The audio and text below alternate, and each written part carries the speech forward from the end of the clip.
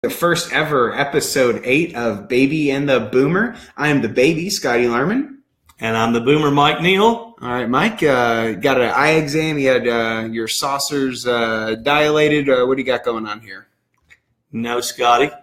What you're looking at is my Steve McQueen edition sunglasses. I've not taken them off since I picked them up this afternoon at Berry Farms Eye Care. And so I love them, and I may sleep in them tonight.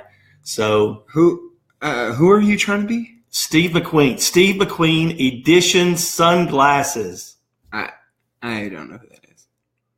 You do not know who Steve McQueen is? Not even the slightest clue. Oh, who do I work with? Okay. Steve McQueen is the coolest human that has ever lived on Earth. He was in the movie The Great Escape. Have you seen that movie? No. He was a championship race car driver, Le Mans race car driver, okay, motorcycle racer. Okay, that's cool. Married Allie McGraw, like the most beautiful woman ever in the world, okay, behind my wife. So second, right. Yep, most beautiful. I mean, this guy was the coolest human.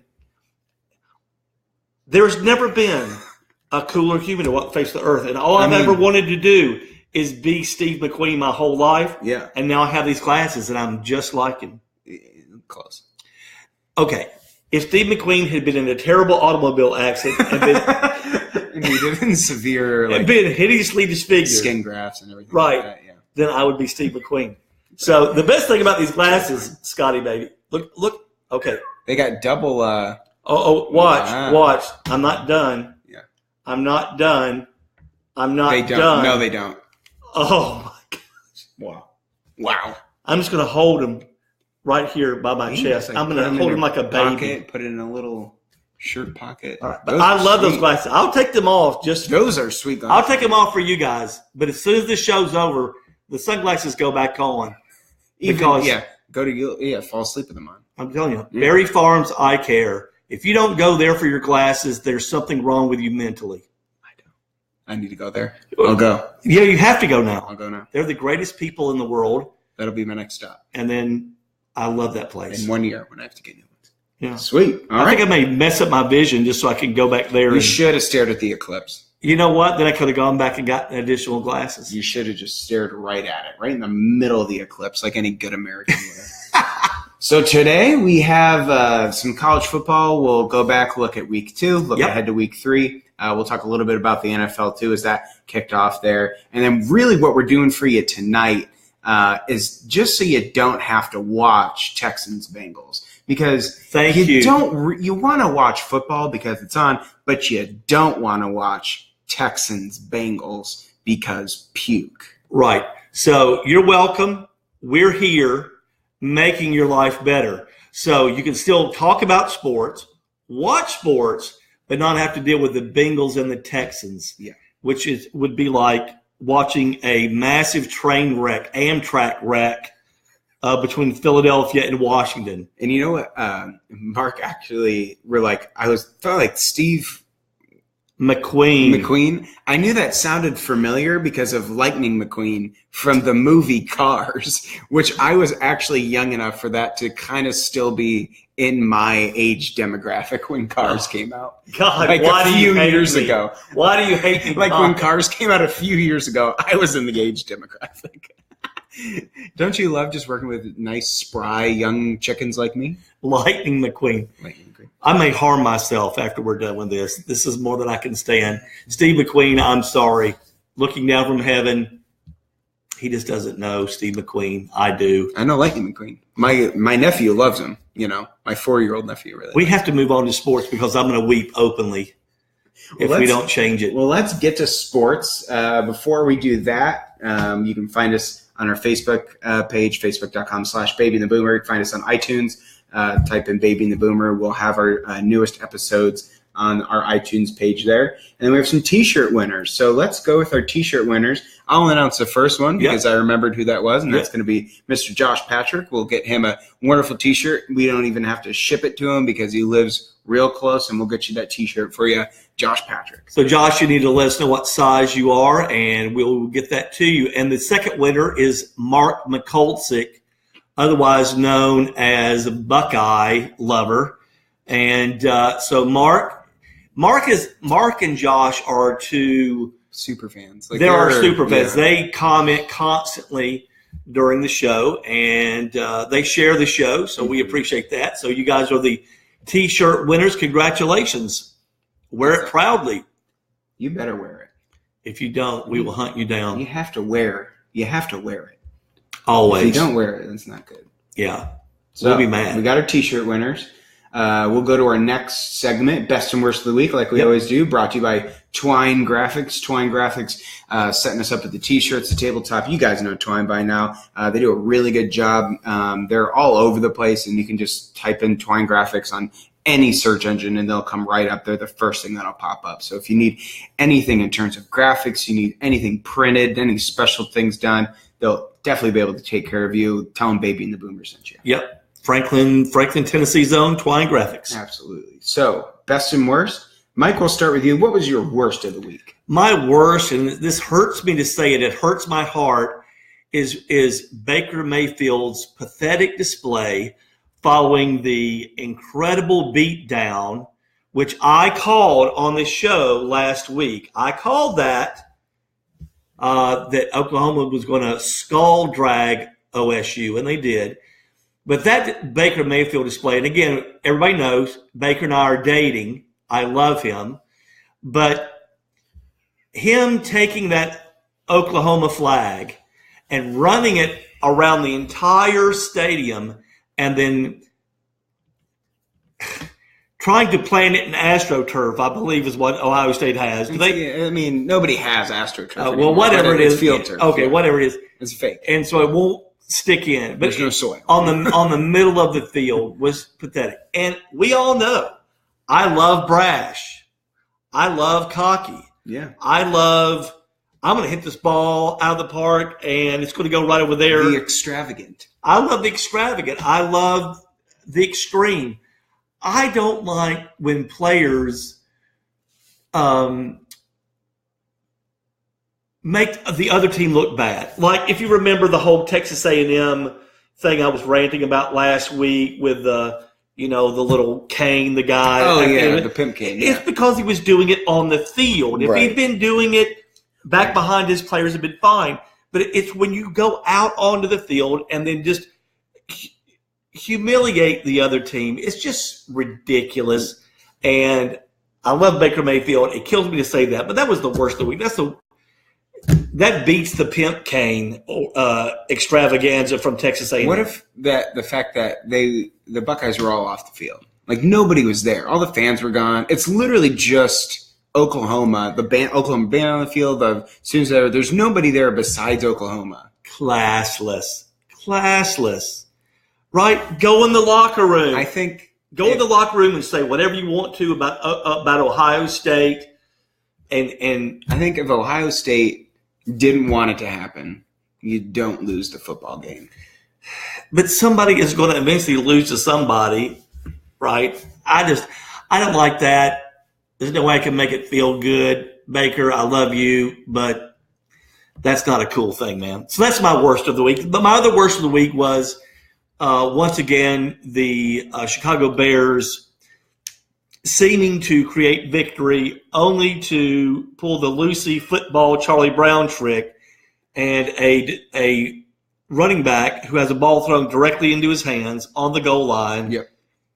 All he had to do was follow the end zone. He drops the ball. It looked like they threw him a cinder block. Catch, turn, run. That was amazing. Of course, my good old Atlanta Falcons were the beneficiary of that, but good Lord, can somebody teach a Chicago Bear how to catch a football? It's crazy. There's nobody left on the roster to do so, which brings me to my worst of the week. Right. Is Kevin White, who has been the Bears' first-round draft pick for the last 3 years because he got there, drafted, injured, next year injured, this year out. So this is his third attempt now to walk onto a football field without falling apart, and he has yet to do it. You always think maybe Kevin White can put it together, and that really never happens. So he got hurt. Cam Meredith got hurt. So the Bears really don't have – I mean, they have some backups and they have whoever's, walking around the streets of Chicago that can catch a football. That's basically what they got now, and they got some good running backs. So it's the Bears. It's not looking great. They looked okay. They looked pretty good versus the Falcons. It was week 1, and all the games were kind of wonky. Their defense looked good. Defense looked good. Yeah, Bears defense looked good. Versus a very, very good Falcons. And it better continue to look good because nobody can catch the ball in Chicago. Yeah, so they'll need a miracle. Jesus, that's what they're going to need. They will need Jesus. So that was my worst of the week. Best of the week, went to the Michigan game this past weekend. It is better than Christmas every single time. I was thought about you the whole time. I don't want to – I'm not going to jinx it. I've been very fortunate to go to very many games. This was my 6th year in a row. Went with friends and their friends' family and just a bunch of people. We do the pyramid every year on the golf course when we're tailgating. That's awesome. So it's so much fun. Yeah, it's always the best time. I thought about you several times on Saturday, knowing that you were in your happy place. It was good. The game was not the prettiest. They got the dub. With Brady Hoke, that game would have gone down to the last play. With Jim Harbaugh, it's still not a great game. Win by 22. That's the difference between Hoke and Harbaugh. You don't have a quarterback you can depend on. If you had a consistent quarterback, then you would win that game 6 million to -3. Yeah, I'm telling you. I think the youngness is really what on the offense is what is setting us back. I want Wilton Spate to be good because he's kind of like one of my guys, like the guy that I would be. He's hanging on by the skin of his teeth. He's a battler. He's not the most talented kid in the world. He's got all the talent behind him, but he's holding him off. I kind of root for him, but man, he's holding that team back. Yeah, I feel like they're just not letting him go. They're not letting him go through the whole playbook, and that might be receivers who are very young and haven't been there for a while. But I think they'll eventually iron that puppy out. My best of the week? Yeah, your best of the week. I see you were going to just slide right by that. My best of the week is last week we picked 8 games. I was 6-2.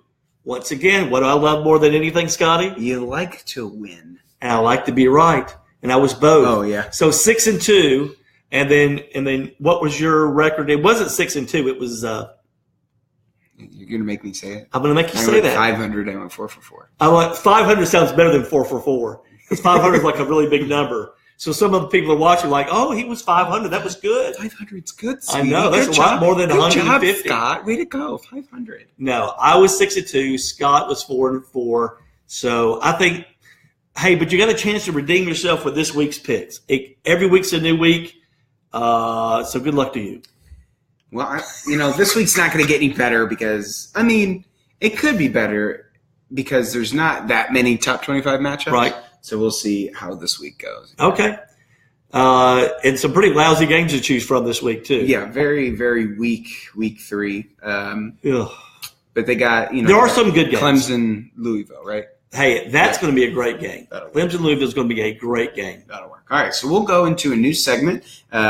So this week, instead of, I think, of like a top five list we've been doing, we'll do helmet stickers. Kind of a common thing you'd always see on like College Game Day Final with new host who used to talk like this, and he would hand out the best helmet stickers in all of ESPN. That's really good. I don't know. I don't think it's very good. That's a pretty good Lou Holtz. I'll show you. It's an exaggerated Lou Holtz. There's a clip of him stuttering to say anything, and he talks for like 5 seconds, and he doesn't say a hearable word in 5 seconds of talking, and it is delightful. It is. I watched it over and over again, and you just can't make out anything that he's saying. He's a good man with a bad television voice. Yeah. He's a good guy. He's a big homer, big Irish homer. But he is. You got it. When you coach a team, we know that. Well do that. All right. So helmet stickers. We'll start with Mike. We'll go. We've already mentioned them. What is your first helmet sticker going to? Baker Mayfield. Mike giveth and Mike taketh away. I'm bringing Baker Mayfield. Are you kidding me? This guy has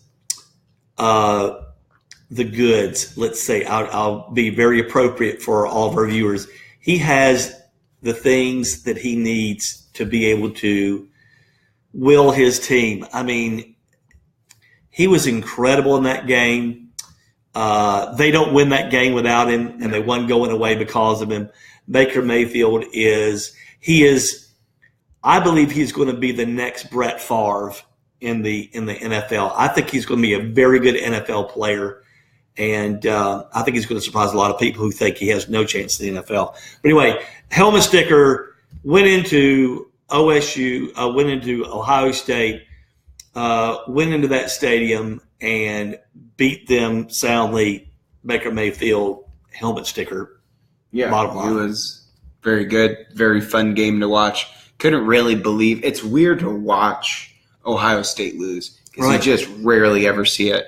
And when it's especially at home, that was very strange. Yep, that was very strange. All right, well, I'll go with my first helmet sticker. We'll go with Sam Darnold. Looked like the real deal. Looked like he really knew what he was doing. I was very impressed with Sam Darnold this week. Yeah, you and I have both. Both of us have to apologize to Sam. Yeah. Because we both picked Stanford last week. We did, yeah. And said that we thought that USC was a little bit too young to play that hard-nosed football that Stanford plays. Yeah. And, boy, we were wrong. We were wrong. Sam Darnold and USC looked every bit the Rose team Bowl that they looking, needed to be in the college playoffs. So, as you guys know, I picked Washington to beat USC in the Pac-12 championship. I don't know, boy. Washington's gonna have to look real good real soon. Yeah, but I'm not gonna change my pick. But boy, USC looks like they're coming. My Trojans sure did. Look pretty good. We'll see how that comes out, and you may get a little one over on me there. All right, well, let's go with your second helmet sticker. Marquez Callaway, wide receiver, Tennessee. All this kid does is score touchdowns. Yeah. Every time he touches the ball, it is a touchdown. I mean, this guy is a big play machine, and I'm excited about the 3 years or I guess this year, next year he'll be at Tennessee. He'll be in the pros. Yeah. But anyway, this is for the culmination, right? Because we had since we had last gotten together, we had the Georgia Tech game, and we had Saturday's game. So I think he scored 4 touchdowns in 2 games and had like 7 catches. Mm-hmm. I mean, this guy's just an insane talent. And really so helmet sticker, he's even with his dreads. I mean, because his dreads are glorious. Some people look bad, like Derrick Henry's. Derrick Henry. The Alabama players do have bad dreads. They have the worst dreads. I don't know. And they just are like nubby. They're nubby dreads. They're not like long flowing. They're not long, like flowing. They're like, hey, I didn't have enough Denard money to get like a whole horsehair extension. I just kind of like my Scottish Terrier shedded, and I wove this together. It's bad. We have no right to talk about any of this anyway. I know, because I have no hair, but still. And we're both extremely Caucasian. So we'll go to what? We are extreme. We are? We are very, very Caucasian. I didn't know that. I'll go with my helmet sticker. I'll be extremely biased and give it to Ty Isaac. Had about 130 yards rushing again. Had another really nice game for Michigan. Looks like the true 5-star talent that we were getting from the transfer from USC. Yeah. A while ago, I think Hoke was actually able to pull him in.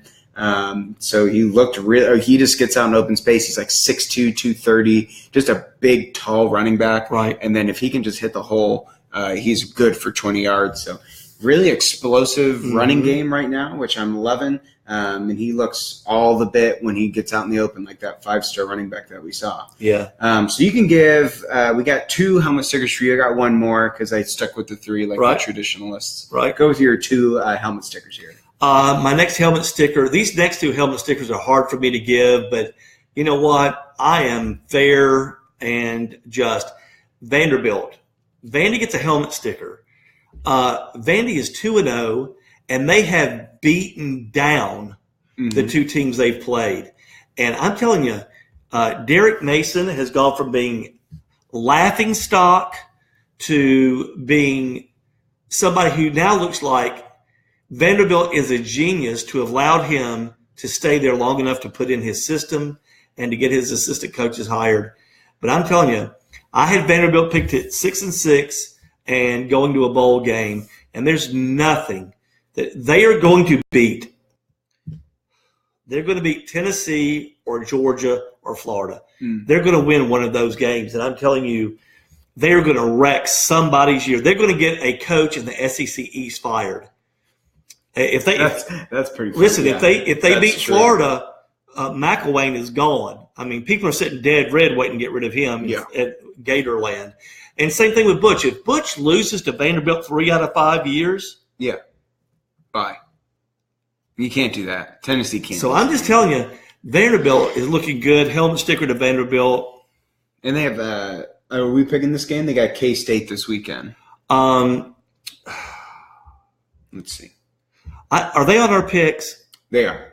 That's our first one. Let me have the whole show. Let me have the whole show because I'm on a Derek Mason love fest right now, and I get carried away emotionally, and I don't want to say something I'm going to regret later. Wait a minute. Yeah, that would mean I would regret anything I've ever said. Yes. Okay, that's not going to happen. Let me just slow my roll. I'm going to give him a helmet sticker. Who's your next helmet sticker? My next helmet sticker is Lamar Jackson. Yeah, had a super good game versus North Carolina.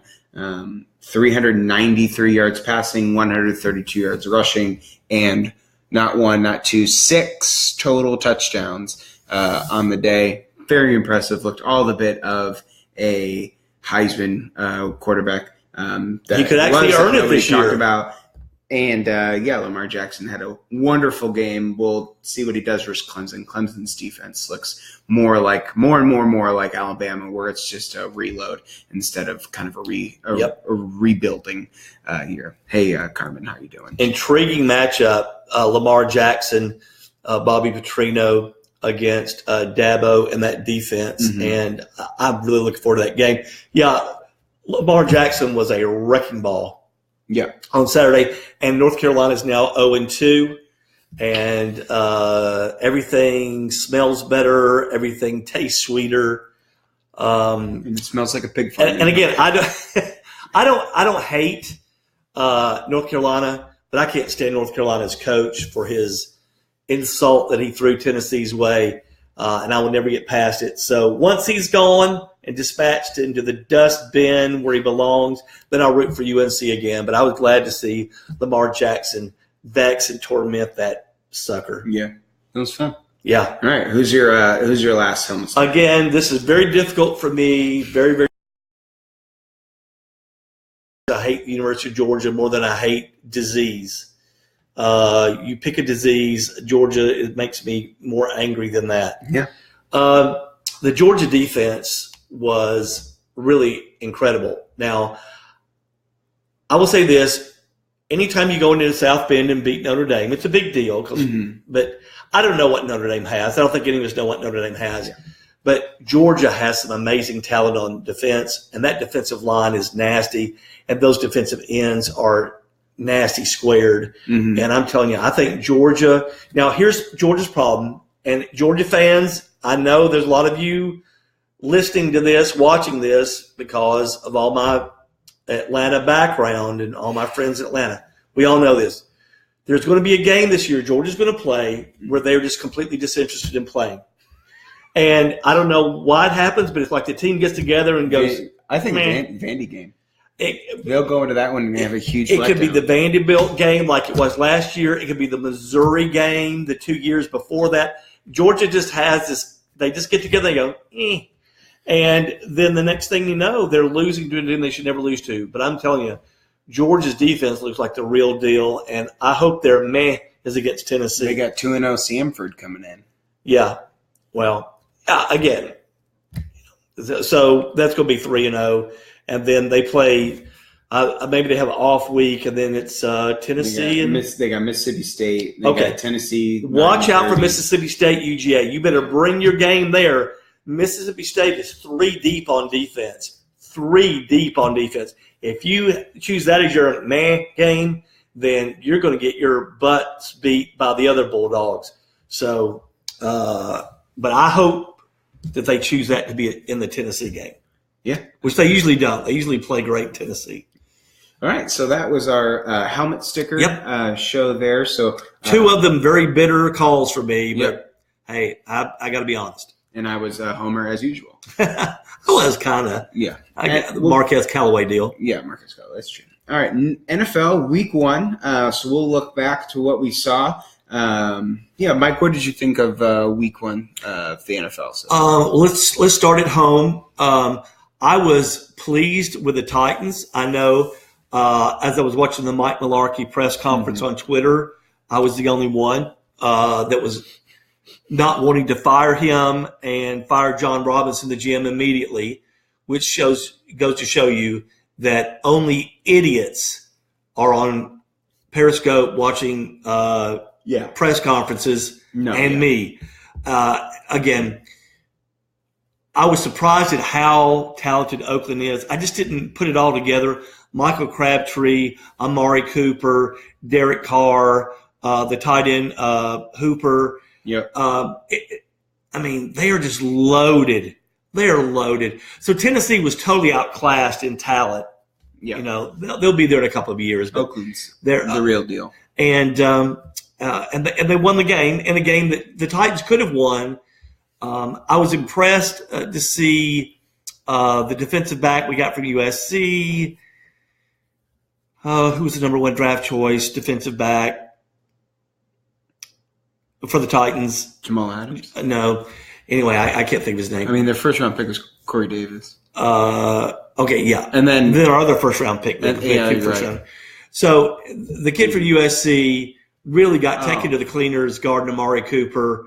But he really played much better in the second half. And so I was impressed with him. I was impressed with Corey Davis not playing a down of preseason football. I thought Matt Ryan for the Falcons just went to show you that he is an elite quarterback, and he's improved his game so much with his mobility. The touchdown pass that he threw to the fullback, he would have never been able to throw 2 years ago. He'd have been on the ground, but he fought his way through a sack attempt and made an incredible pass.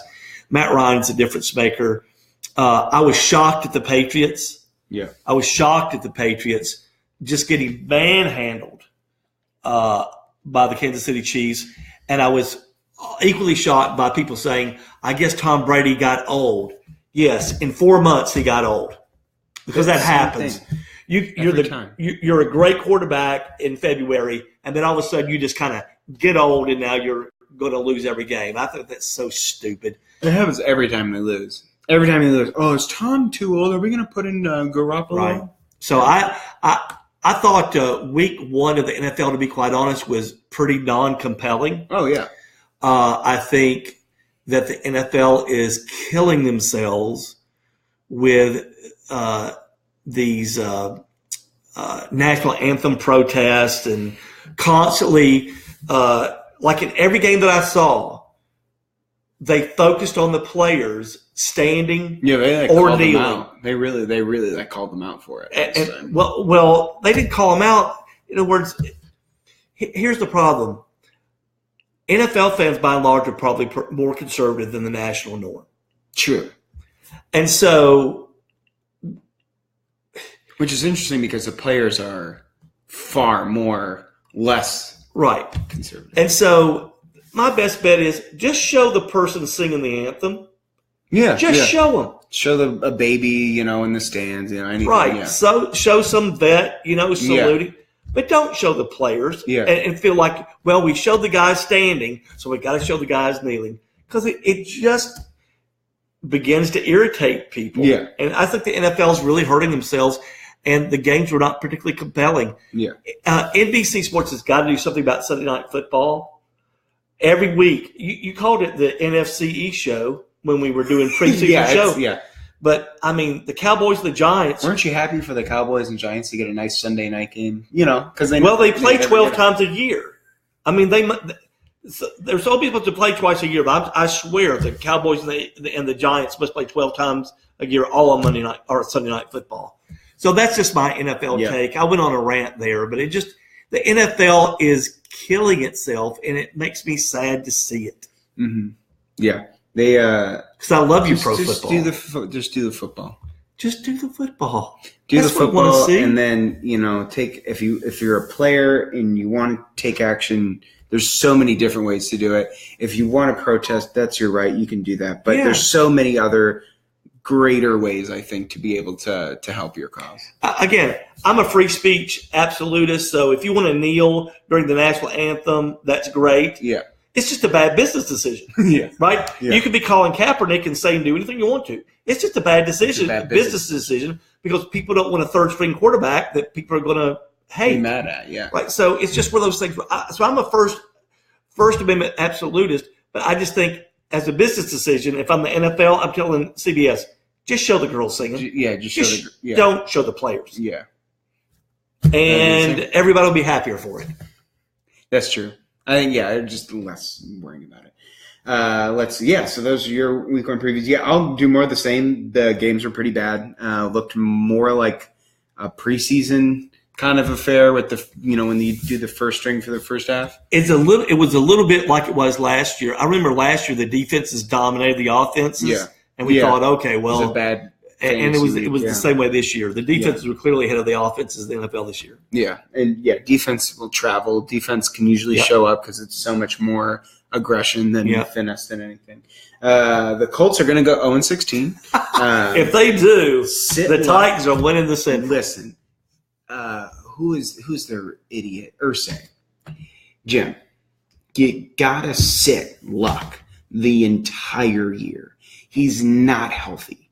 The offensive line is Swiss cheese. You can't put Luck out there because he is going to die. Yeah. And he'll thank whoever does it because he's a nice guy and he'll not say anything about it. But you can't put Luck back in there. Let him heal. Let him do all the essential oils. Put him in a cold tub, a hot tub, an air tub. That's awesome. Do whatever it takes. Make sure Andrew Luck is an angel when it comes to 2018, and you can draft some players, and you can get rid of Chuck Pagano because he is also not good. You gotta just let it ride out. Just go in 0-16. You have very loyal fans. They'll come back. They went very bad before when Peyton sat out and you got Luck and things really turned around and you went to an AFC Championship game. Do the same thing. Just make sure Andrew Luck is healthy because he is the future. His stats are so far pretty much aligned with, the greats so far. Yeah. Just let him take a year off. Let him get everything he needs to do and just let that happen. Yeah. Let it go 0-16. It's going to suck, but the Colts are very bad. This is my favorite episode we've ever done because you said essential oils. This is the only sports talk show that has ever been done that's ever talked about essential oils. I don't know. Yeah. No, I guarantee you. Yeah. If somebody wants to put me to the test on that, you go listen. But no, it's never come up. Yeah. I love that. Thank you. This is the greatest show. That was my first really good hard rant too. That was awesome. Because you did. You really, you kind of went away for a minute. Your eyes got a little like dark. I mean, I like that. I love that you were all in. If you win a game, you win a game. Good for you. You got Jacoby Brissett, play him. Scott Tolzien, not good. Put in Jacoby, he'll be fine. You can't put Luck in there. You can't do it. Let him get healthy. Zeke needs to shut up. Ezekiel Elliott. For those of you that are unwashed in the Cowboys lore. Shut up. Zeke needs to be quiet. He gets a 4-yard run, 3-yard run. If it's a first down, you don't need to stand up and do the Denard Robinson feed me thing because Denard kind of started that, so don't do that. And you're lucky to be playing. You're very, very lucky to be playing. You can just be Barry Sanders and hand the ball to the ref. I didn't like that at all. It's hard because he is on my fantasy team, a very competitive one that I'm in. So, I just want him to really realize how fortunate he is to be on the football field. Wow. I think you're asking a lot of that dude. Yeah. I think it's a lot to ask Ezekiel Elliott to be anything. You're looking for a unicorn now. I'm telling you, you're looking for a unicorn. Again, I think Ezekiel Elliott should be playing. I think the NFL messed up. They overcharged this guy. They tried to give him payback for all the other stuff they felt like he was doing. And you know what? I said this 2 weeks ago on the show, what I'm saying right now, and a judge agreed with me and said, no, this is excessive, and he plays week 1. Makes the NFL look stupid. It really, yeah. It's the same thing with Brady. I mean, Brady we went to Flickgate and then an entire season. Right. And then came back and served a 4-game suspension. And it just was drawn out way too long. And each as long as that gets drawn out, the worse the NFL looks, and they're doing it again. It's just, or at least a judge is it's a bad look. Now, with regard to his behavior on the field, I have 2 words for you, Michael Irvin. This is the cowboy way. Michael Irvin, he would do that first down. He invented that. Yeah. He would do that on a 3-yard gain when it wasn't even first down. Oh, okay. He would That's just like, good, yeah. So he celebrated every catch like it was the Super Bowl winning catch. But it's this cowboy way, so that's why you either love them or you hate them. Yeah, we got to use that essential oils thing as our clickbait for. When we release the episode. Oh yeah, and then get Becky to do like a hour and a half essential oil presentation workshop. Let's do it. My wife has every essential oil ever created. If you do sell essential oils and want some advertising, please contact Baby and the Boomer at babyandtheboomer@gmail.com. Exactly, and we will get essential oils. If you have a monkey rash between your big toe and other toe, then there's an essential oil for that. We'll lay them out. We'll put them out on the table. You can see all of them. Product placement, beautiful. Right. We'll do anything. The Chiefs have the Pats number. That's the last one I have. Yeah, the Chiefs do have the Pats number, which is weird. Poor Eric Berry. Poor Eric Berry gone for the entire year. Yeah. Blew his patella tendon out. Again, this guy's ACL lost for a whole year. Leukemia. Yeah. Now he's out for the whole year. I don't know who to feel sorry for, the Chiefs or Eric Berry, but again, classy guy, all-pro player, and he's missed a whole another year. Yeah. So, lots of injuries. Prayers for a full recover, Eric. We need more people like you playing in the NFL. Absolutely. Let's go back. College football. Yep. So that was pretty much it for the NFL. Let's go back to college football because it's the greatest thing ever. We'll go through our SEC rundown, our Big Ten rundown with what happened last week. So let's start here with the SEC, Mike. Yeah, I'm going to run through the SEC really quick. UGA defense looked great. Yep. Who knows how good they are. Gators. You wrote down the wrong hurricane. Okay. What's the hurricane? Irma. I want to keep calling her Irene. I don't know. Irene must have done something to me in my life, and I want to just keep blaming her for everything. But Irma, by the way, that's a terrible name for a hurricane, too. I mean, they're all bad. I mean, it's a hurricane. Right. It sounds like a substitute teacher. Oh, Irma. So Irma defeated Florida this week, and so we'll see what happens this weekend against Tennessee. I'm afraid to even talk about it. I'm getting sick now into my stomach thinking about it. But so really nothing about with the Gators. South Carolina, Jake Bentley. This guy may be the best quarterback in the SEC. He and Shea Patterson may be the 2 best quarterbacks in the SEC. USC looks so much better than anybody thought they would. And I think they're going to beat the hound out of Kentucky this weekend. I'm really excited to see Jake Bentley because we're going to the Texas A&M SC game, so that'll be a hoot. Kentucky's defense has looked pretty good so far this year. Their offense has looked terrible. I don't believe they're going to be able to score enough points to beat South Carolina. Yep. Tennessee Vols, they have a terrible problem. They cannot defend on the perimeter. Jonathan Kongbo should have listened to Bob Shoop and kept his 25 pounds on and played defensive tackle. He is not athletic enough to play defensive end. All anybody has to do is run to the perimeter, and they're going to get 7 yards on Tennessee. Tennessee's 500 yards they gave up. I said, well, it's Georgia Tech. And then I watched Indiana State run for 7 yards every time they ran the jet sweep around the end of Tennessee. And I literally almost vomited. You mean Brady Hoke's defensive line doesn't have good sideline-to-sideline movement? They do not have good sideline-to-sideline movement. And Colton Jumper, the pride of Baylor School in Chattanooga, he of the only person that would play him is Bob Shoop, is too slow to play in the SEC. He's a great kid, obviously, a good run stopper, but at linebacker, he's a nightmare pass coverage and going sideline to sideline. So anybody that wants to run to the sideline is going to beat Tennessee, and I am really afraid about this defense now. Vandy looking dominant. Again, they haven't played a great team. They're going to play a good team.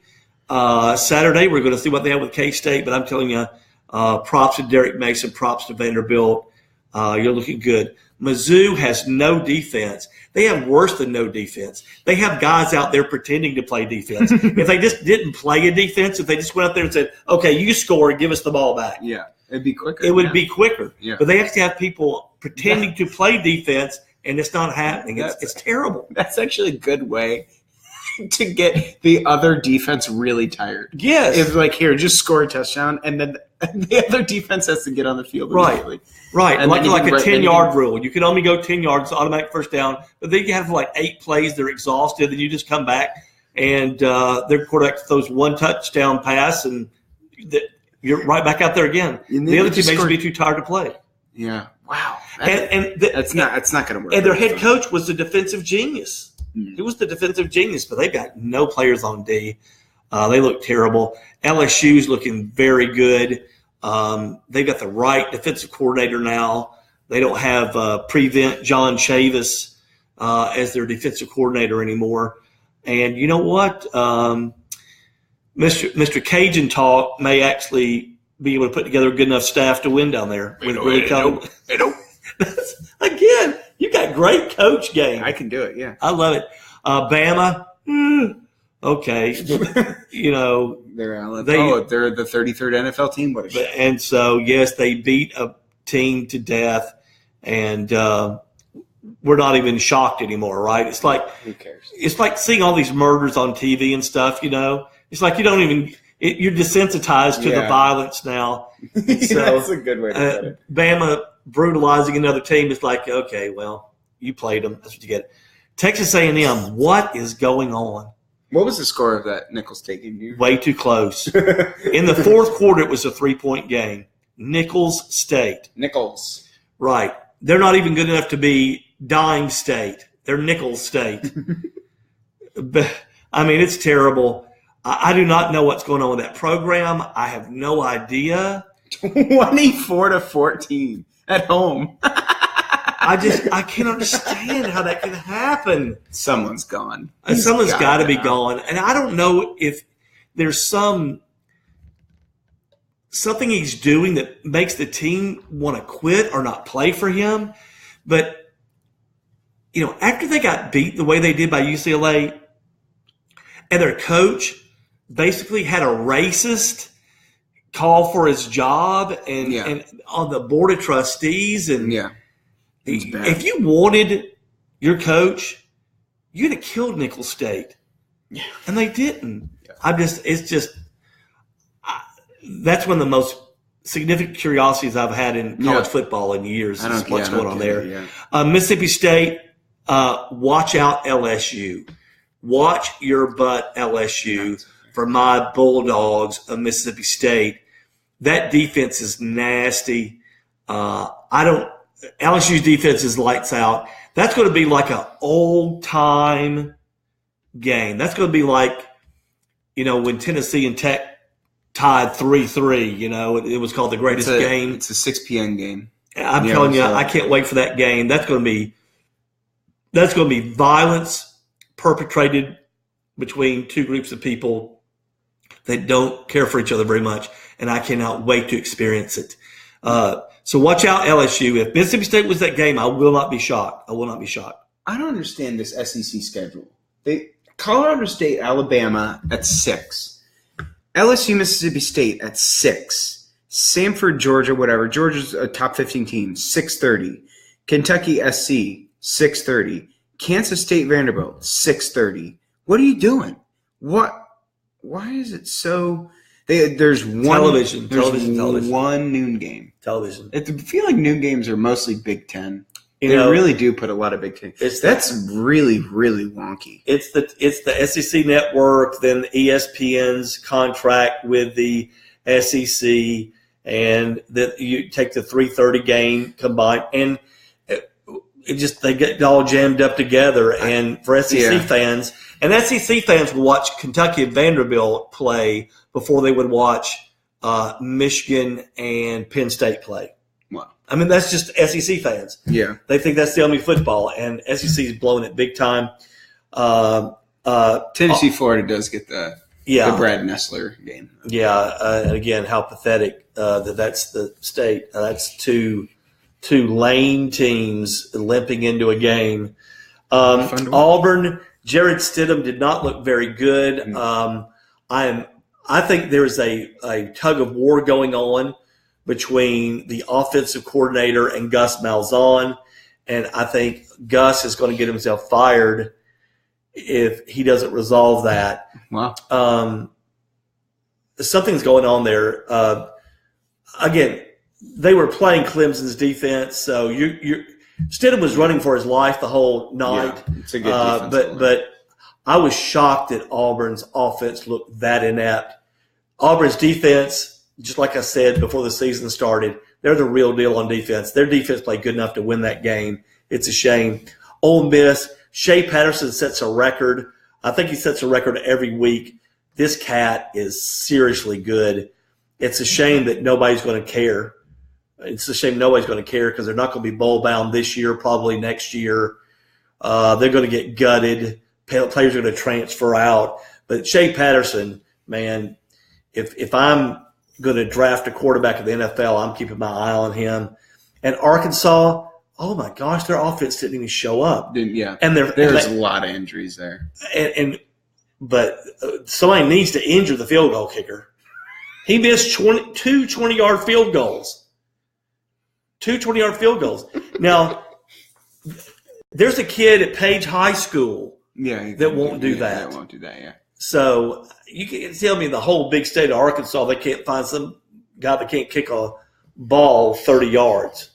So it's just Arkansas is in trouble, and the manimal that coaches Arkansas. Again, this guy Burt Bielema. Bielema, literally, when I look at him, I think there should be a hunting season for him. I mean, he looked like there should be an open season on him. He doesn't even like to hunt him. Yeah, because if you saw him in the woods, you would shoot him. You would think that's not a person. And he's married to the hottest woman. It's crazy. I just going to show you. Money makes men look better. It does. Yeah. It's just that's for sure. I don't know what happened to me. Weight loss pill, but yeah, I'm telling you, dude. This guy, because he lurches around and he's kind of big and hulky, and he kind of sweating. Yeah. I'm just thinking, if I saw him in the woods, I'd take a shot at him. I'd figure like, no, I just saw the chupacabra, right? It's like that was a dude. I just killed a man. That was Brett Bielema. Oh, no wonder. So anyway, I don't know what you're doing with your manimal coach, and you ain't got a field goal kicker. Come on, man. Before we move in the Big Ten, right? Dave Piper said, "Go Lions." Matthew Stafford uses essential oils. You know what? It's so funny. Matthew Stafford again throws a pick six like this very first pass, and then fourth quarter comeback. He literally is really like regular season captain comeback. Again, he's a Georgia Bulldog, but I really like the guy. I love Frat Stafford. Not Matt Stafford. Frat Stafford. I really like the guy, even though he went to Georgia. So he's not in Georgia now, so I guess I can like him. But I'd take him on my team. Detroit, he's up there. All right, Big Ten rundown. Ohio State, LOL. They're still going to win a lot of games. They have, outside of Oklahoma, Penn State, and OSU, it's simple. Tell me the name of the quarterback at OSU. JT Barrett. I'm telling you, this is going to be Urban Meyer's downfall. It's keeping. He is in love with that dude. He's got a man crush on him. He wants him to be his child. Third-year captain. Never in the history of Ohio State football has there been a captain for 3 years. He should be a third-year captain. He is everything I want in my captain. Yeah. The players respect him. Yeah. He's a coach on the field, but this cat cannot throw the ball more than 10 yards. Yeah, well, yeah. And Ohio State receivers, no separation. They really look rough. They really, really miss Curtis Samuel.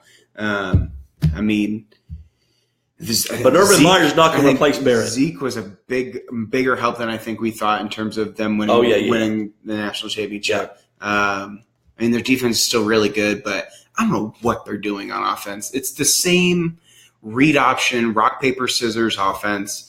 But it works. It works for some teams, but I think there's enough tape on it that people can get a read on Ohio State. I think any offense that's run well is hard for a defense to stop. I all the gimmick offenses, they work well for a couple of years.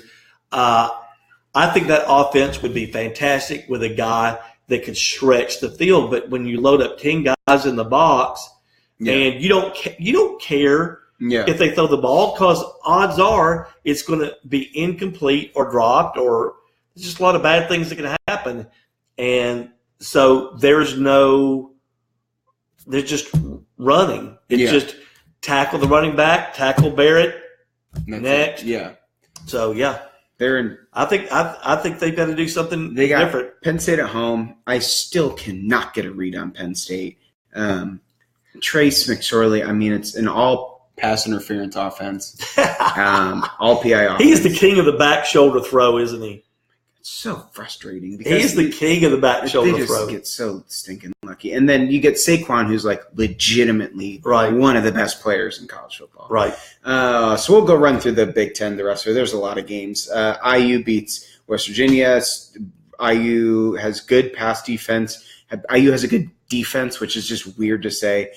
This year they don't have any NFL running backs like Tevin Coleman, Jordan Howard. Right. Illinois beats Western Kentucky 20-7. They're still going to be bad. Purdue is Tecmo Bowl offense. They ran a double flea flicker. They also have done some pretty wacky stuff, and Purdue football is pretty fun to watch now. When's the last time anybody said that? Right. Like think Drew Brees. Yeah, definitely Drew Brees. So very interesting. Purdue is wild. I can't, again, hard read for them. I think they'll be a good, maybe like an 8-5 win their bowl, that sort of thing. Purdue 8-5. They could, yeah. That's a sign of the end times. And that would be great. They're gonna beat anybody in the West other than Wisconsin. Maybe Wisconsin for sure, and maybe Minnesota. Yeah. Penn State beats Pitt or Akron. James Franklin doesn't care. Did you see that? Yes, I saw that. It doesn't matter. For them, it was the Super Bowl. For us, it's just like beating Akron. James Franklin, I really don't like you, and I think you're a bad football coach. He has got a lot of chutzpah. Franklin does. He's a turd. Yeah, he left. He recruited a bunch of players at Vanderbilt that wound up being really good football players, but not so good people, and left Vanderbilt in a world of hurt and a world of humiliation after he left. He took the money and ran. They say timing is everything, and I think Franklin's one of those dudes that wherever he leaves someplace, there's going to be some bad stuff that's going to be pulled out of the carpet. Like Hackenberg, he sent a huge thank you letter, like name by name, listed the guy that washed his jockstrap and did this. James Franklin. Right. So you can expect stuff like that. Exactly. Let's see. Rutgers lost to a team that was 0-58 versus Power 5 teams.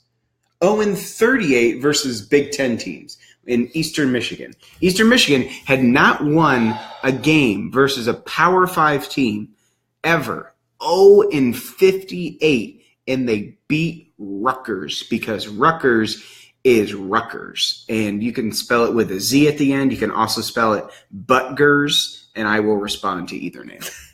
This is something that I don't like about college football, but I understand it. Really? I understand making money. Is the Big Ten brought in Rutgers because of the TV market? Oh, yeah. But Rutgers does not belong New to the York Big Ten. doesn't have a college feel. I mean, it's a giant state. There's no strong, really, really strong college connections in New York. It's just not a college town. It's a pro town. And they really swung and missed on bringing in Rutgers. Yeah. It's a terrible, terrible role. Jim Delaney is a bad man in that Big Ten. Yeah. He thinks he's Terrible awesome. move. He thinks he's great because he gave thinks he's himself a great. big raise. Maryland scores 68 versus Towson. With their backup quarterback. The backup quarterback completed 14 passes and scored 68 points. And they didn't even have that many rushing yards. The Fighting DJ Durkins. The Fighting DJ Durkin. I'm telling you, I love that guy, and he and PJ Fleck will be battling out to be the next coach at Tennessee. Yeah. Ooh, DJ. Nice. That'd be cool. Yeah, Tennessee has never beaten DJ Durkin as a defensive coordinator, so we might as well hire him after Vanderbilt rushes for 745 yards on us in December. Brady Hoke is such a bad luck charm for you. Well, the thing is, I won't get the opportunity to root for DJ Durkin because when Vanderbilt beats us 3 years in a row, I'm going to hang myself. So I just tell you, I'm going to kill myself. You know who just joined too? Who? Is Damien. The guy that played for the Vanderbilt Yes. a few years ago just joined. Yeah, Joined. and so when Vanderbilt runs for 725 yards on Tennessee, I'm going to kill myself. In fact, my commitment is I'm going to do it on this show, and I'm going to say we're going to sell seats on Facebook Live for a charity because I won't be able to take it. So we'll have DJ Durkin as our head coach in 2018, but I'll be watching from heaven. You know they'll win the national championship after I'm dead too. For sure. That's what they'll do. Absolutely. Thank you, Tennessee. Thank you for killing me. Northwestern loses to Duke in the SAT Bowl. Yep. That's all you could say about that. They lost pretty bad. Wisconsin beats FAU. Cool. Yep. Iowa wins a wild game versus Iowa State. That was a crazy It game. was like 44-41. Goes into, I think, triple overtime. Yep. 1,000+ yards of offense. Weird because usually this is like a 17-10. This is a very like bad game traditionally, and just a wild scene in Ames this year. So I was watching that Very at Neyland Stadium in the club there, and everybody was transfixed by that game. Yeah. I mean, nobody really cared about either team, but it was just it just looked like this. You needed to watch this game because something crazy was going to happen. Crazy is going to happen. Yeah, like a tornado is going to come Yeah. through. Minnesota throws 8 times. Not even completes a pass. Not 8 touchdowns. Right. They throw the ball physically 8 times and score 48 points. Big Ten football. Big Ten football. Big Ten football. That's White guys running into big white guys. That's pretty much it. Nebraska gets smoked by the Ducks. They have like 4 picks. Their QB's like 10 for 41, and his QBR was like a negative number. I think people have finally figured out. bad. I think people have finally figured out. Don't go to Nebraska Yeah. because it's in Nebraska. I always wondered how did Nebraska get all these guys from Texas to go to Nebraska? I don't know. I drove by that campus. Yeah. You could see that campus from 10 miles away because Yeah. there is nothing. There's not even a single tree. And then, so somebody finally figured out. You know, I don't think I'm going to go to school there because it sucks Yeah, because it's to be in Nebraska. And so, like in limbo. for our folks listening from Nebraska, I'm just kidding. But Who lives in Nebraska? well, I've there are never- some people. I've never met anyone. There's some- from Nebraska. Well, that's because they never move. Yeah. There's Where a are they wall. going to go? Trump has built a wall In Nebraska. Oh, in wow. Nebraska. Keep the keep- Nebraskans in yeah. Nebraska. Yeah, keep Nebraskans. And The funny thing is they think it's to keep all of us out of Nebraska when we don't want to go in there. Yeah. But yeah, I just couldn't figure out why Nebraska had all that talent. But now Pretty people sure go there. The number one player in Nebraska hasn't gone to Nebraska, and it was like 20 years or something like that. It's like the number strange. one player in Nebraska hadn't gone to University of Nebraska in a very long time. And I'll say this: Nebraska fans are awesome. They're awesome. Very loyal. Tennessee has played them multiple times in bowl games, and they're really cool people. Yeah, they travel. I mean, yeah, they do. When they go to a bowl game, the last person out of Nebraska to turn out the lights because that whole state shows up at the bowl game. So they deserve better than that. But, they've obviously got a good coach. But it's Mike Riley. Mike Riley, yeah. Mike Riley is a great man, and he did a lot of – he won enough at – he was at Oregon State. Mm-hmm. Yeah, that's right. He won some at Oregon State when he had to go against Oregon. Yeah. So, I feel sorry for the guy because the guy is a good dude. It would be nice to have another team in the West that could actually do something. Yeah. So, game predictions. This week we got a few here. Let's run down those real quick, and then you guys can comment. So give us your picks on these picks because, like I said last week, you can go against us, but you could be wrong, but we'd like to get you on the record so we can mock you next week. Absolutely, and I will. Last week we had some comments that came in like way after, so I'll make sure we got it going on. Right, we had some technical difficulties getting those comments in. So I got two things here. We're ready for you. First one, like I said, let's run through them again. K-State at Vandy, right? Auburn at Clemson. No, that's not true. That's not right. UK at South Carolina. Right. That's right. LSU at Mississippi State. Yep. Clemson at Louisville. Right. Tennessee at Florida. Mm-hmm. Texas at USC. That's kind of a freebie. And Green Bay at Atlanta. That's the Sunday night game. That game is going to be epic. So we thought we'd throw that one in there. All right. And, please comment. Let us know what you guys think. So first one up is K-State and Vandy. So you can throw in your thoughts here. Scotty, I'm letting you go first. We'll stick with K-State. They look pretty good. They look like a Bill Snyder team. So I think Vandy doesn't start 3-0 because that would be weird. So we'll go with K-State to take this one. No, Vanderbilt. You're all aboard that. Anchor down. You're all aboard that. Derek Mason, the Fighting Derek Masons, the guy. Again, you know what I noticed about Derek Mason? I think he has a death threat. Have you noticed he wears this like Kevlar vest? Or at least he did last year. Every time he wore this black vest, I was no, it's cool. It looks really cool. Really? Yeah. Okay. I thought it looked like he was wearing like a Kevlar vest, like somebody at Vanderbilt had threatened to murder him or something like that. So anyway, I'm not much on the whole, puffy vest thing, but I'm telling you, I think the dude has put together a good staff. He's put in his defensive system. He's got these guys believing. And I'm telling you, Shermer looks like a quarterback. And when did he start looking like a quarterback? There he is. There it is. Now, what is Butch doing? We got to see this. Now, this is inappropriate touching. This is just inappropriate touching. There is something wrong about this. I think Butch Jones should be fired just for coming up behind Derek. Look at Derek Mason's. Yeah, Derek does not. Look at his face.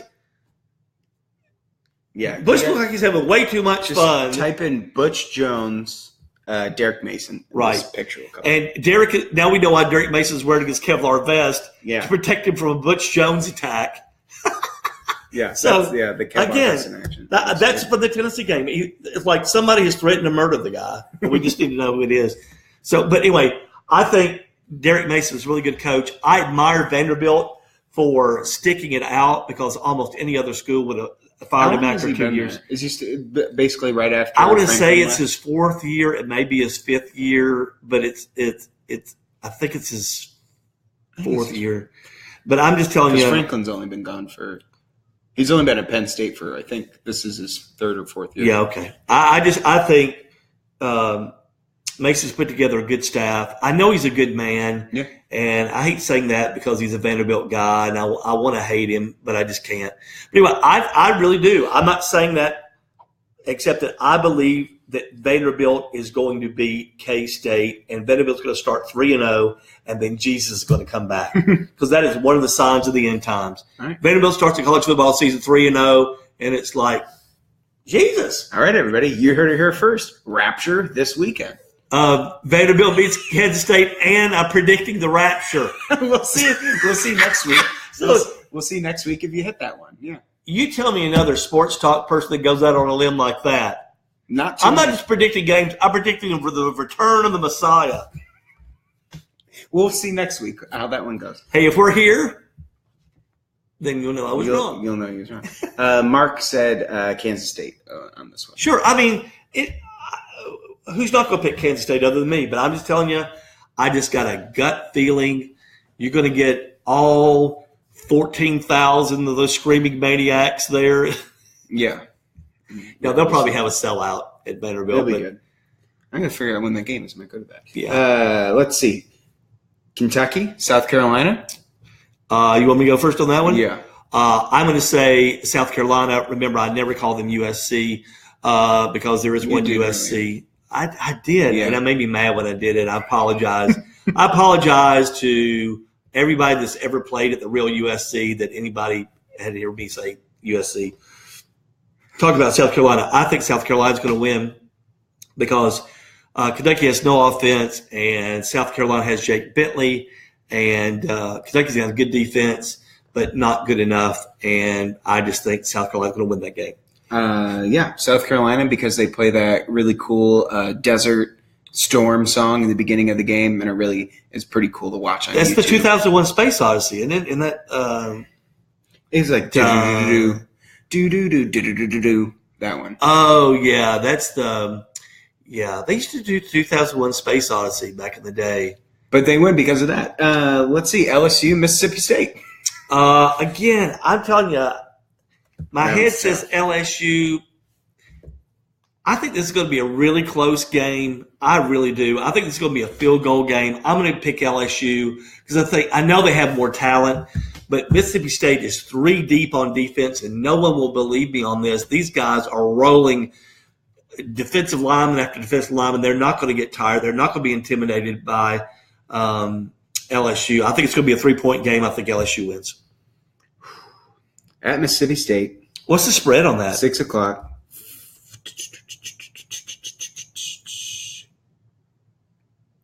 LSU 7.5. Okay, so I definitely am going to take the points on that. I'm definitely going to take the points on that. I'm going to take LSU.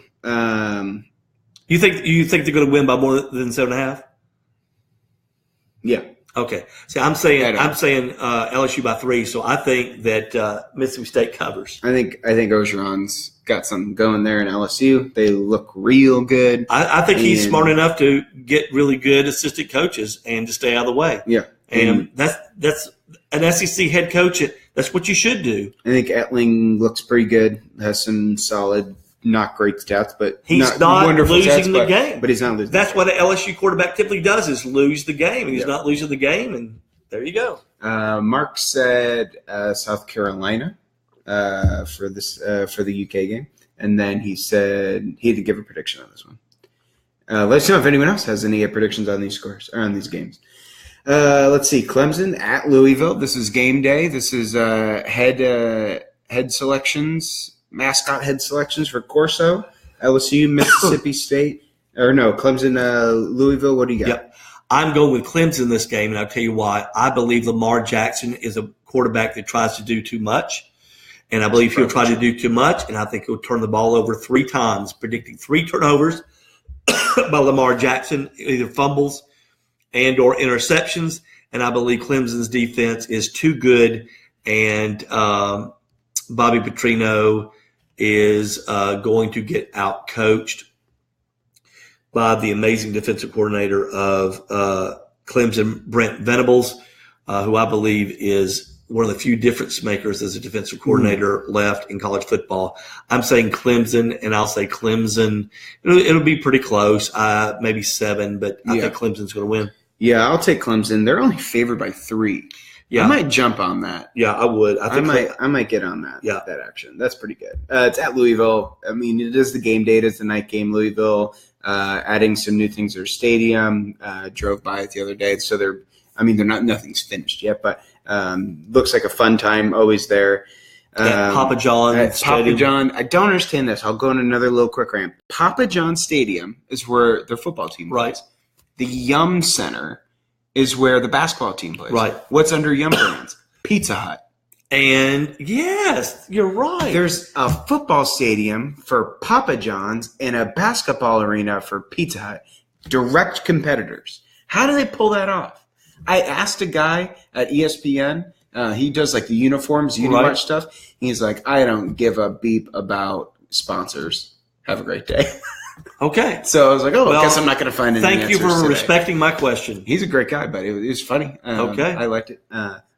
They have Papa John Stadium, Yum Center, Pizza Hut. I don't get it. How do they do that? See, and I don't like either pizza. I do enjoy a nice pepperoni from Papa John's. Get the little garlic sauce. Really? I don't. No, not me. If you want to name my stadium after a pizza, I'm going to name it after Jets. Ooh, yeah. Ooh, that's a good name for a stadium too. It's going to be Jets Stadium, and I'm going to be eating Jets pizza the whole time.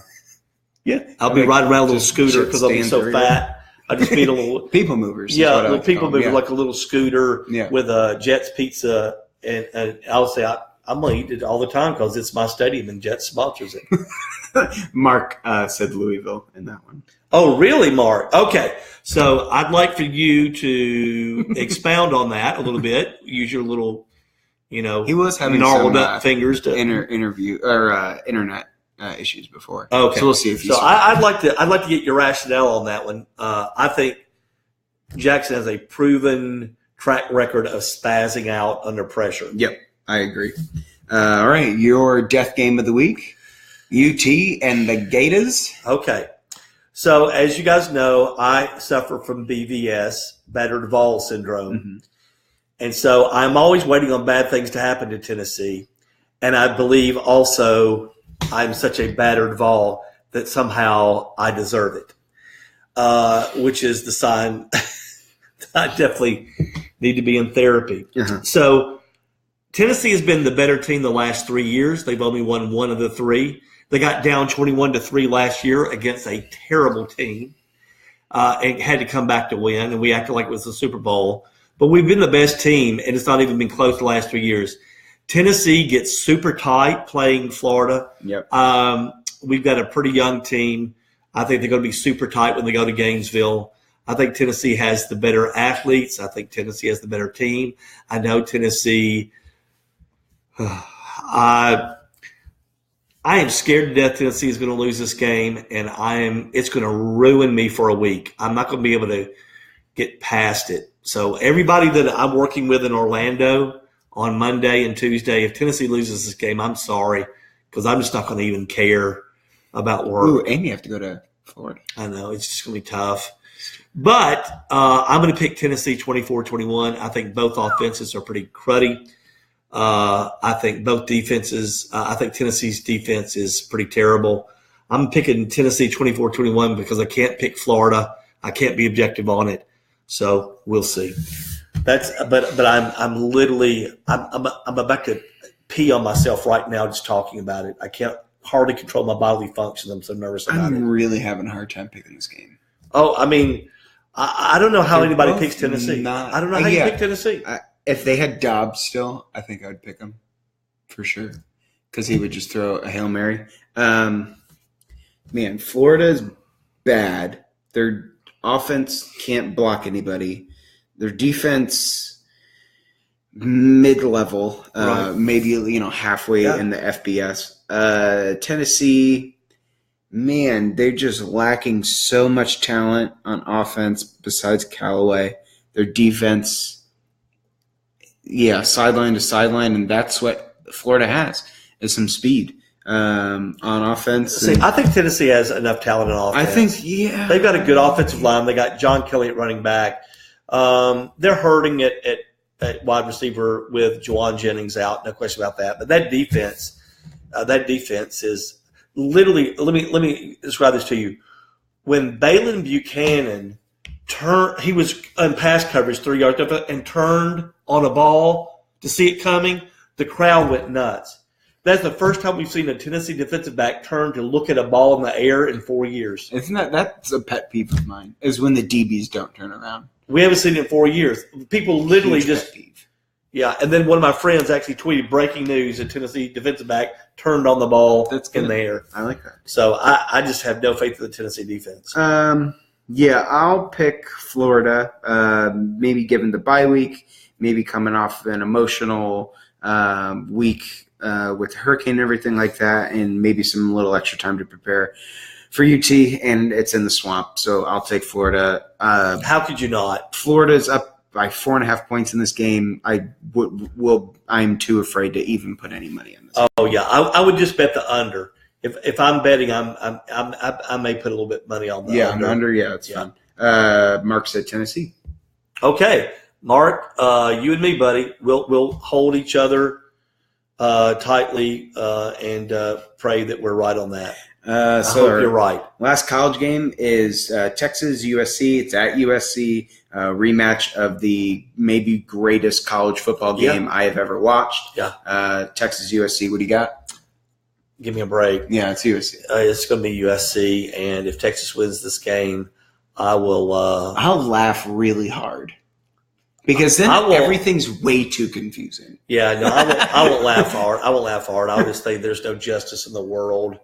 It's not going to happen. We're not going to have to worry about that. I was going to say something crazy I would do if Texas wins. I'm not even going to have to worry about it because it's not going to happen. So USC is going to win that game, period, flat out. Let's see how much. Texas has no defense. Texas does not have any defense. No, they don't. All. So Green Bay at Atlanta, the Sunday night game. Man, every time Green Bay and Atlanta play, it is epic. And so what are your thoughts on it? Let's see. Green Bay looked pretty good over the Seahawks. Seahawks always start off real slow, so that's kind of a weird game to watch. Atlanta also looked slow versus the Bears. I'll go with Atlanta at home, unveiling the new stadium. That would be looking pretty good. Right. Get Atlanta's offense on the turf, and they fly. And I don't think the Packers defense can hold back Coleman, Freeman, Julio Jones, Hooper now. Hooper had a great game, and then you still have Matty Ice. I think the Falcons take care of this one. Very close game, maybe like the first signature, really, really good game of the NFL season. I'm going to go with the Falcons. I think it's going to be something like 40. 45, 43. Wow. Oh, it's going to be, listen, watch this game Sunday night, watch this game and enjoy it. It's going to be fantastic. Yeah. It's going to be the reason we love NFL football. It's going to get you to fall back in love with the NFL again. And don't miss this game. But I'm going to go with the Falcons because they're at home. They're a different team on that turf. And they don't lose very often at home. No. And you have two of the best quarterbacks in the NFL going at it, and Matty Ice and Aaron Rodgers. My gosh, so hard sometimes to hate Aaron Rodgers because he'll do I don't even know why you try. He did an interview on Dan Patrick, and it is the funniest thing. He is such an enjoyable guy. Yeah, but it's hard. Oh, because you're a Bears guy, and I don't like the Packers have the same homey feel that the Cardinals fans do. Right. How we're the best fans in sports. Right. That's so beta. I don't like any of that. Well, we're the greatest fans. It's you're not. Stop. You're not the greatest. No, it's fans. true. They are. Hey, listen, I went to a game there. You just can't deal with reality. I went to a game there, and I'm telling you, man, it was like going to an SEC football game. Man, it was like, hey, here, have a beer. You got a funny accent. Have a bratwurst. Where are you from? I mean, and it was just, these were like Southerners with more cheese. With more cheese, but they were fat like Southerners and eat fried food like Southerners. And it was it was all day long. Jake and I got there and 10, 11 o'clock in the morning for the Sunday night game, and then watch them beat the Bears 42-0, and watch Jay Cutler be disemboweled and have his intestines drug all over the field. It was incredible. We get Cuddy back this week. We get some more Jay Cutler. Oh, embrace it, love it, cherish it. And so it was just what a great atmosphere. I think they've got to be the best fans in the NFL. So if they say that, they can own it. I've never seen any better than that. I don't like it. I just I get it because you're a Bears fan. Just say that and move on, but don't doubt it because it's not real. Just say I can't accept it because I don't want to. I can't accept it. Thank you. That's the first step to your recovery. All right, and you've seen it right here, ladies and gentlemen. This was a fun episode. We loved it. Hope you guys enjoyed it. We'll get it out on iTunes here very shortly. We'll turn Mike back into Steve, and we'll close out the show again. Let us know later in the comments if you guys are watching this later what your picks are for next week. Mark did say Green Bay for the Falcons game. So for Scotty and Steve McQueen, we'll see you guys next week and enjoy the games. I'm so cool.